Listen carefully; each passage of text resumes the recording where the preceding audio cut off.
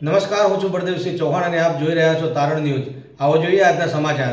અંબાજીથી ઉમરગામના આદિવાસી વિદ્યાર્થીઓની મેટ્રિક બાદ મળતી શિષ્યવૃત્તિ બંધ કરવાના પરિપત્રને લઈ આવેદનપત્ર અપાયું। અંબાજીથી ઉમરગામ સુધી લગભગ 14 જેટલા જિલ્લાઓમાં આદિવાસી સમાજ વસવાટ કરે છે। આ આદિવાસી સમાજના બાળકોને વધુ અભ્યાસ મેળવી પગભર બની શકે તે માટે 2010થી આવા આદિવાસી વિદ્યાર્થીઓને મેટ્રિક બાદ વધુ અભ્યાસ માટે કેન્દ્ર સરકાર દ્વારા 75% અને રાજ્ય સરકાર દ્વારા 25% શિષ્યવૃત્તિ આપવામાં આવતી હતી। હાલ તબક્કે રાજ્ય સરકારના 28 ઓક્ટોબર 2024 આવી શિષ્યવૃત્તિ રદ કરવાના પરિપત્રને લઈ સમગ્ર આદિવાસી સમાજમાં રોષની લાગણી પ્રવર્તી રહી છે, જેને લઈ આજે દાંતા તાલુકા મથકે દાંતા મત વિસ્તારના કોંગ્રેસ પાર્ટીના ધારાસભ્ય કાંતિભાઈ ખરાડીની અધ્યક્ષતામાં આદિવાસી સમાજની એક રેલી યોજી મામલતદાર કચેરીએ બંધ કરવામાં આવેલી મેટ્રિક બાદની શિષ્યવૃત્તિ ફરી ચાલુ કરવા માંગ કરાઈ છે। આ વર્ષે આદિવાસી સમાજમાંથી આવતા એસટી કેટેગરીના 3700 વિદ્યાર્થીઓ એ પ્રવેશ મેળવ્યો છે, જેઓને હવેથી આ શિષ્યવૃત્તિનો લાભ મળી શકશે નહીં। સરકાર દ્વારા રદ કરાયેલી આ શિષ્યવૃત્તિ મામલે